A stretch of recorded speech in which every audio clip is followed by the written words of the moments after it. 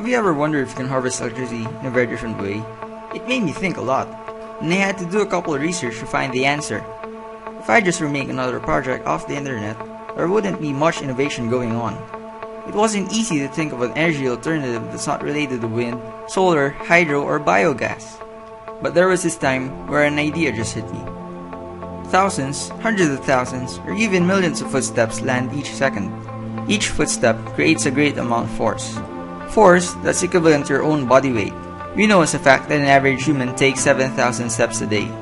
So I asked myself, maybe it's possible to harvest electricity from our footsteps. Maybe I can charge my phone or my flashlight with it.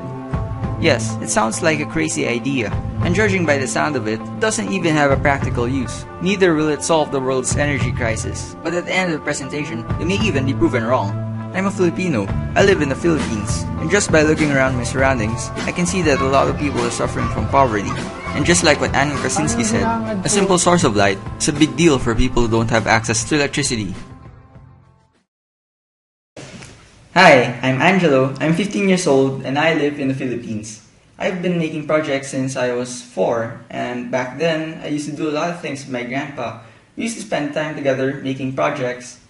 He was my biggest inspiration. If it wasn't for him, I couldn't have learned all the things that I know today, and I couldn't have fulfilled all the things that I've achieved, like winning trophies in the annual national robotics competitions.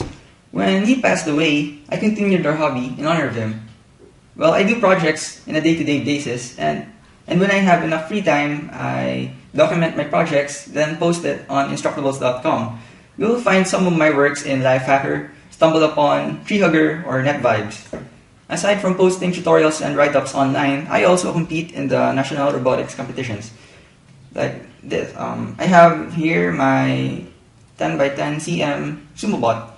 It was last year's champion on the national robotics competitions, and it's possible that I could compete in Beijing this year.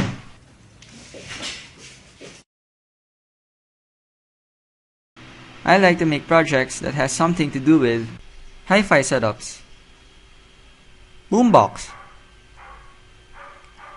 speakers and amplifiers, robots of course, Arduino and MCUs, and last but not least, renewable energy sources like solar and wind power.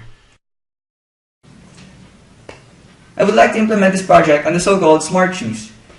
Shoe companies are designing smart shoes as of today that would sync to your smartwatch. So what's a smart shoe?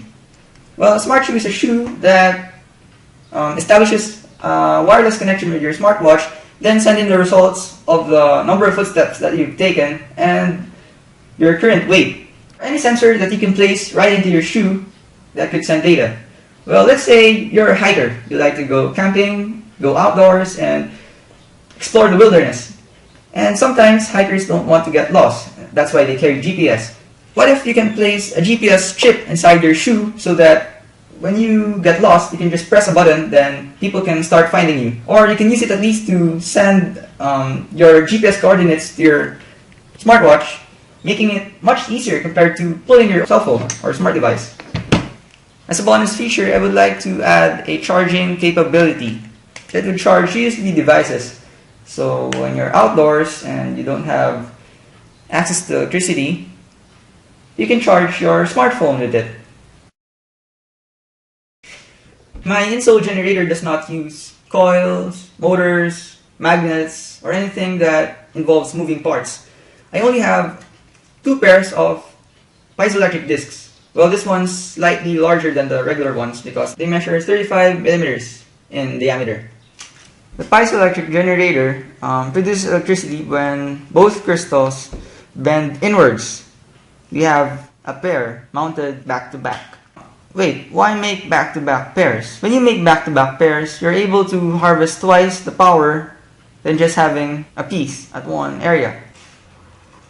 To have a better understanding on how my piezoelectric generator works, I'm going to represent the parts that I've used with tape and 2 plastic rulers.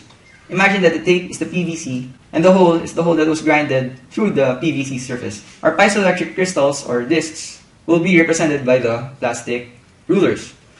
So this is how it goes. Two piezoelectric discs are mounted like a sandwich on the PVC surface. You'll notice that it's mounted back to back, and there's a huge gap in between both discs. Now I added a foam pusher